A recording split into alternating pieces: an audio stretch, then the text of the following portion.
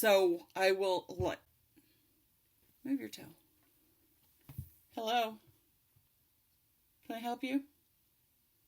Am I in your way? Hi, what a new day. Loudmouth birth advocate with a new episode. So what are we covering today? Words are powerful. We all know that. Words have an effect on us. Words describe things in different ways. Words can motivate and they can deject. So today I'm going to be talking about how society and professionals and others say things to or about people in their childbearing year. But first, what's new? Do you notice anything about the video that looks different than the previous video? Why do I ask that? There's information about that down below. So the rule of the game is that it's compared to the previous video. Okay, not really a game. It's a gimmick. But down below, you'll see why I like to do this. So an update on the channel. I had previously said that I was going to commit to uploading by Monday morning. And that has not yet worked out. I like to do what I say I'm going to do. So here's what I'm going to say I'm going to do. Every week there'll be an episode on this channel. Sometimes there'll be some extra videos, like little tidbits, but also go check out my social media. That information will be at the end of the video. It's also included down below. Especially on my Facebook page and Instagram, I'm always posting information. Little tidbits or research will be found there. This is one of those episodes that I'm going to give you a very clear and distinct trigger warning. About in the middle of this episode, I will play a short documentary, PSA, I don't know what to call it. It was a video for a class project that I did a few years ago. So this gets into birth trauma, and way too many women have experienced this. Way too many doulas and midwives have witnessed it. So for all of those individuals, including the families present, there has been way too much birth trauma. But there's some important information in that video, so I am going to play it. But before it happens, I will give a trigger warning, letting you know. Feel free to just skip past. You'll be able to tell because my face will be back on the screen. Feel free to watch it separately. Maternal health without consent. You can even just search for that title. So that information will be repeated for you later on. Let's start off. I'm going to do this chronological in history, and these are just samples. Unfortunately, they are just samples of a lot of things that have happened. So the early 1700s, Dr. John Mowbray considered midwifery and midwives to be barbaric. If society could see the birth outcomes before medical men even showed up on the scene, everyone would understand how safe midwifery is. Okay, maybe that's just a wish of mine. There's current studies that prove it too, but I digress. Men, especially then in a very distinct binary world, men wanted to fix the pain of delicate women. And that's what obstetrics set out to do, was experiment with maternal health to make it better, aka easier, less painful, faster, all sorts of things that they wanted to change. And when you change labor, you cause complications. Here's another thing that they didn't understand then. Poor Dr. Mowbray. Women look different when they're in labor. I was at the first birth that I was ever blessed to go to. I had had a lot of interaction with this mom for a couple of years before I went to the labor. And needless to say, since she was dealing with such an intense, unique experience, who I saw then, I never saw any other time. It was a much different experience for her and for me to see her interact with life in much different circumstances. Women just look different when they're in labor. Needless to say, I probably should have already given you a rant warning. I'm going to show you a picture of his actual words, quoted by Ina May Gaskin, so that those who want to can follow along visually and by sound. So here we go. Midwives, as who he's referencing here, cram cordials, which these are tinctured medicine. It's a practice still used today with good effect. It's produced consistent results, therefore it's been used for hundreds of years. Keeping them intoxicated. Is that from the tinctures? Because that's like this much. Versus, does she just look different because she's in labor? Driving poor women up and down stairs. Well, this is necessary. Midwives know that movement during labor not only helps keep labor consistent, but it also can adjust some anomalies. I don't want to call them abnormalities. They're just differences of normal that can make things more uncomfortable. So let's adjust that and make labor more comfortable. So sometimes that means going up and down stairs while you're in labor. Notwithstanding their shrieks, women in labor make sounds. It's an intense experience. Men would do the same thing. It's not avoidable. It's not avoidable. Women make sounds when they're in labor. And shaking them so violently, there is a Latin trick of the trade that other countries have taken on since discovering it, called the rebozo. It is a long, stiff piece of fabric. You know what? Let me just show you. Here's a clip. Rocking the belly like this can improve the positioning of the baby. In addition, at the same time, getting pressure off of mom's back. This is helpful for labor. It's necessary. Okay, getting back to the show. Getting back to the loud mouthing. Now let's get back to Dr. Mabry. Shaking them so violent as often to bring on convulsive fits on pretense of hastening their labors. Isn't that what obstetricians were trying to do? Make it faster? But midwifery doesn't try to make it faster. Midwifery tries to help people in labor to optimal results.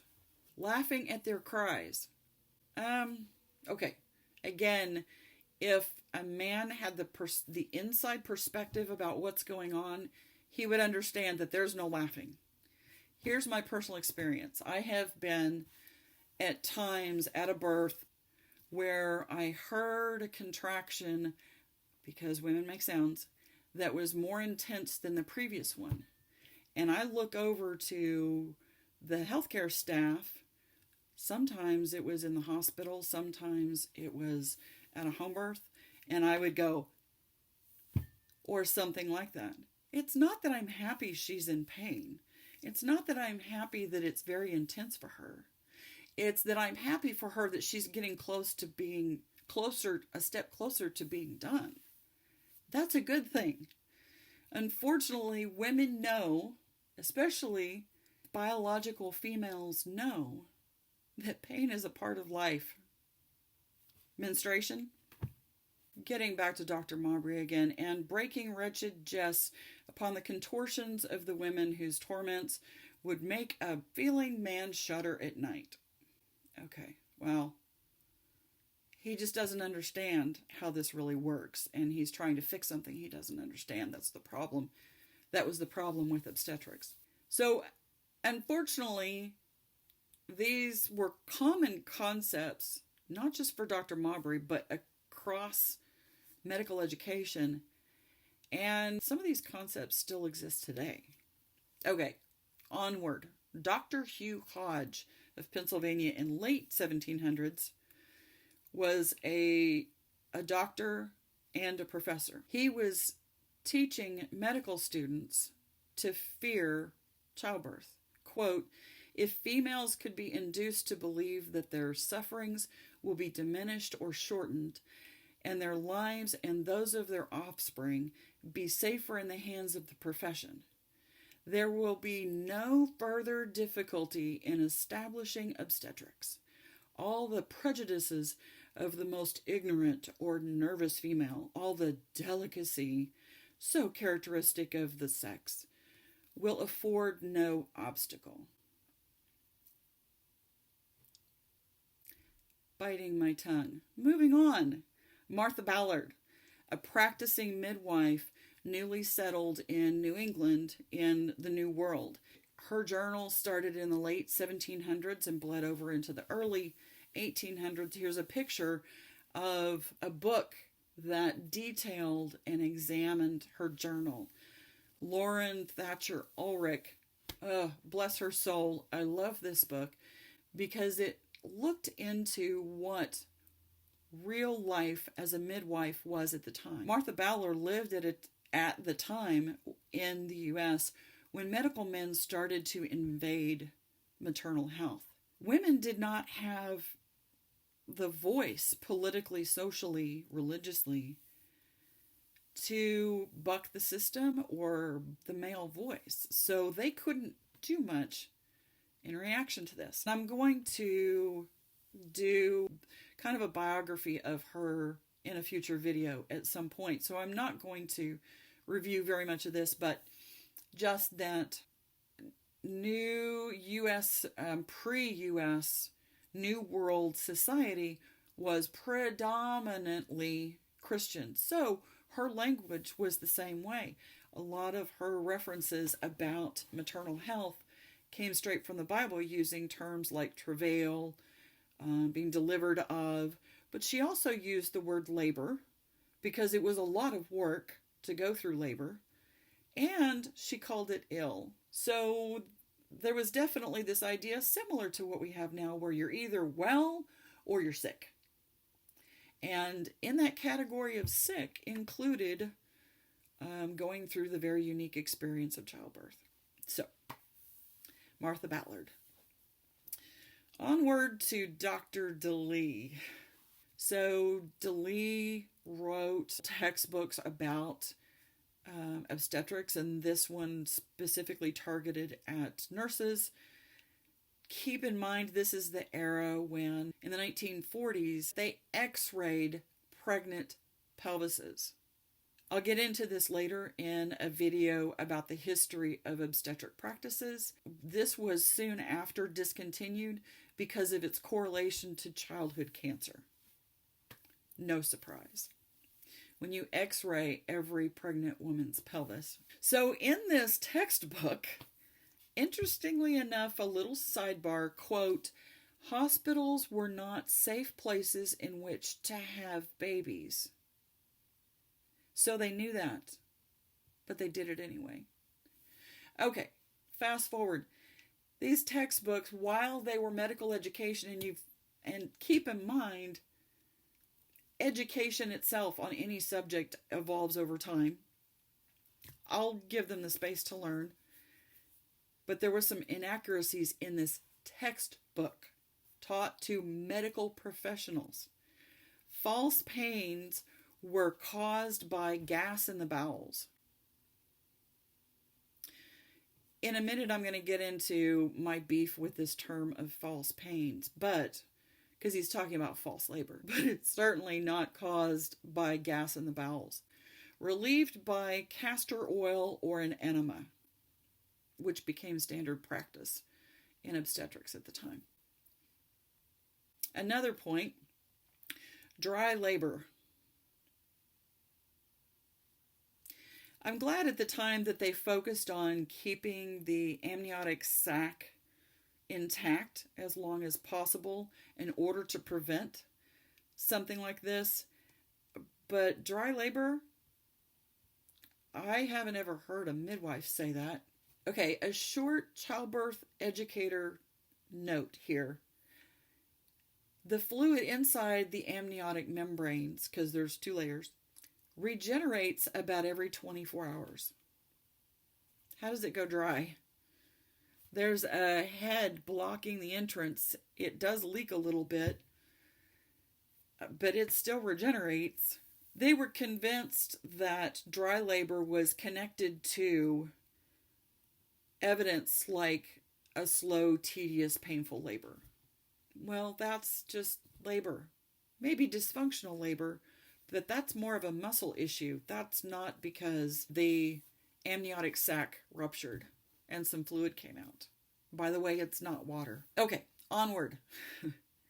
Better notes. Ina May Gaskin. Yes, I'm going to talk about her a lot. I already have.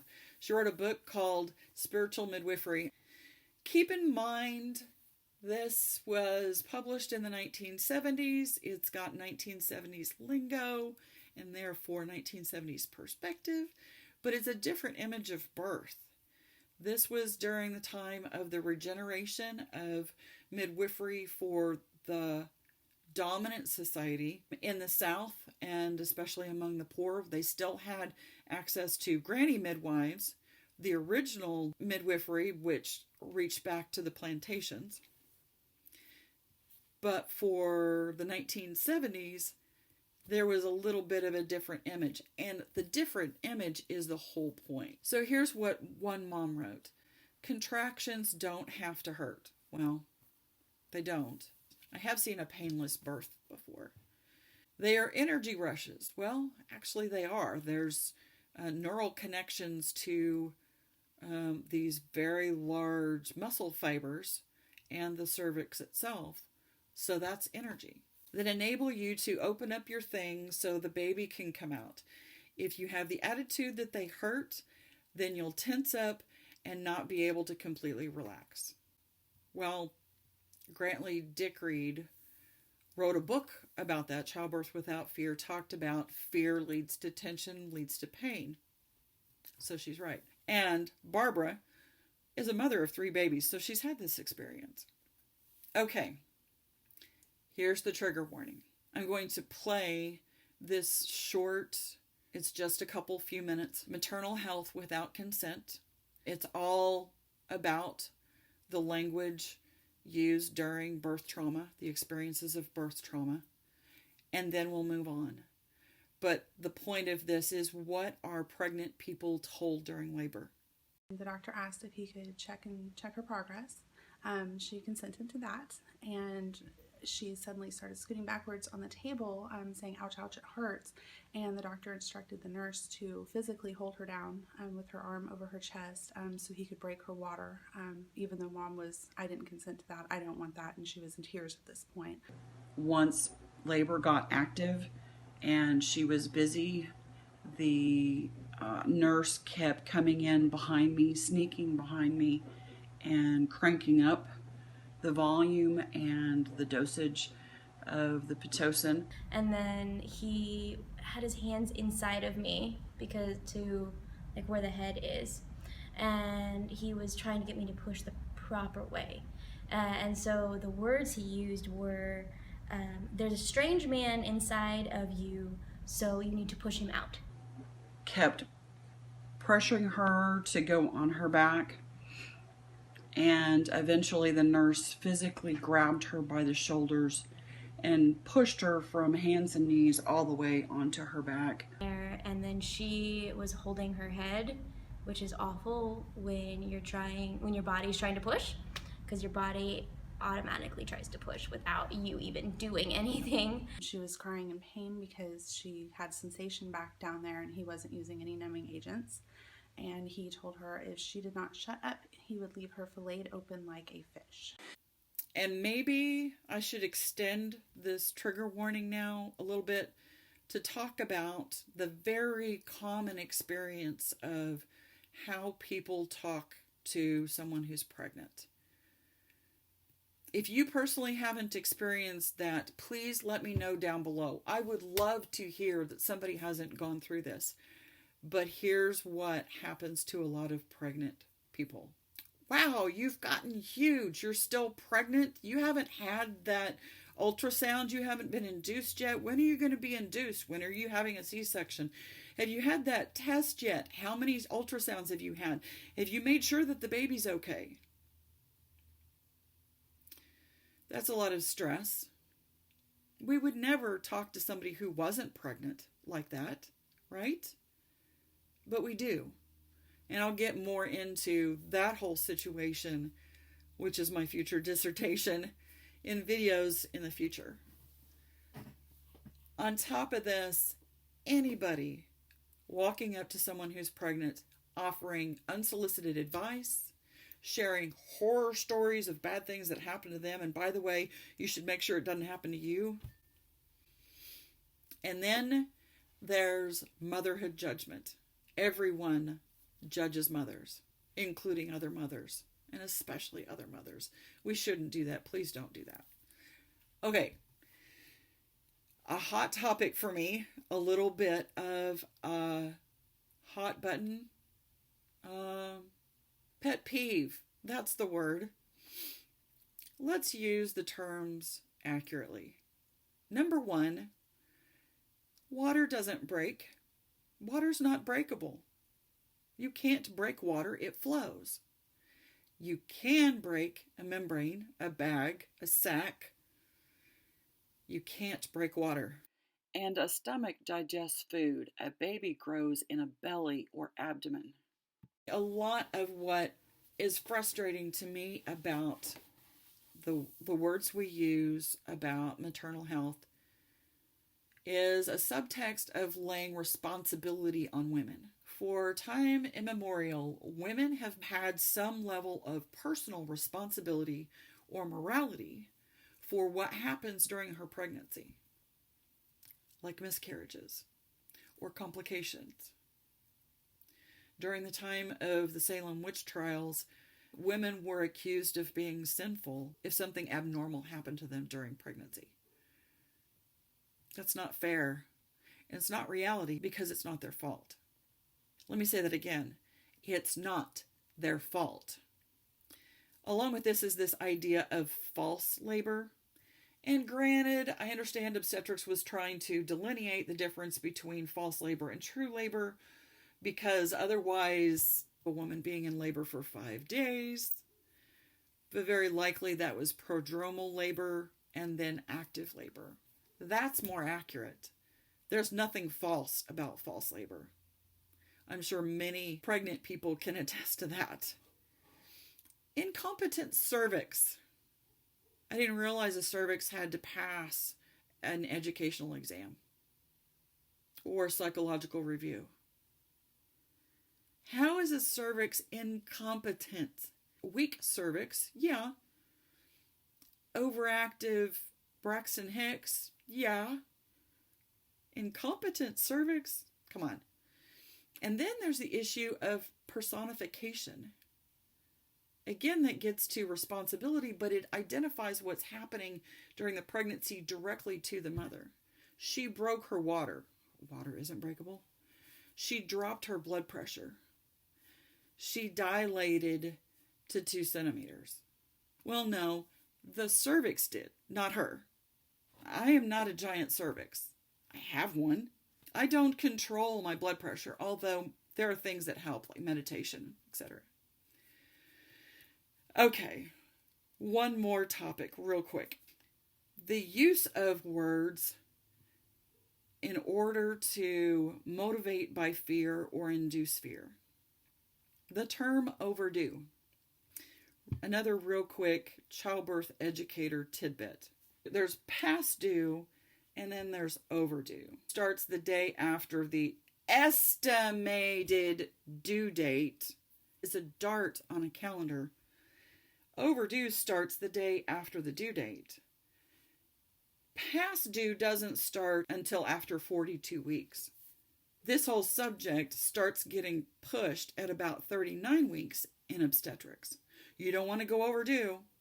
Well, statistically, if labors are left alone, research shows that labor will start on average at 41 weeks and 1 day. Only 4% of people give birth on their due date. Please save yourself some sanity. Don't plan for it. I was one of them. Many of us expect to be part of that 4%. Save your sanity. Expect to go past your due date. Expect it. Otherwise, you could be pleasantly surprised. Unfortunately, obstetrics uses this situation to push the concern that there's documentation that complications will rise by 25-50%. Let's talk about numbers. What is a 100% increase of 100? It's an additional 100. What is a 50% increase of 0.1%? The statistic for fetal demise when someone goes overdue. An increase from 0.1% to 0.2%, and we're pushing every woman for inducing because of that kind of increase. That was, again, a lot of information. Congratulations on consuming all of that information. I am definitely not the end all of knowledge on these subjects. So if you have a question, feel free to note it down below. I would love to hunt it down for you. Otherwise, feel free to research it on your own. That would be great. Get your own education. Please, please, please find credible sources, not just any old blog. While my face keeps moving, I'm going to add a late-breaking update. I am very excited to announce the next 2 videos will be collaborations. The first will be connected to birth experiences of women of color. The other will be about the connections between birth and death.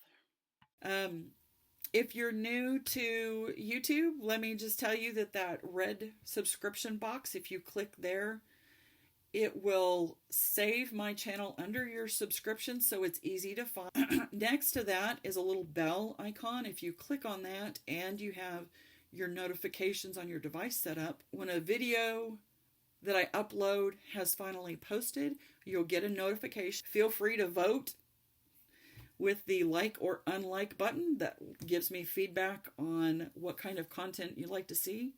If your feedback means more than one of these, feel free to comment below.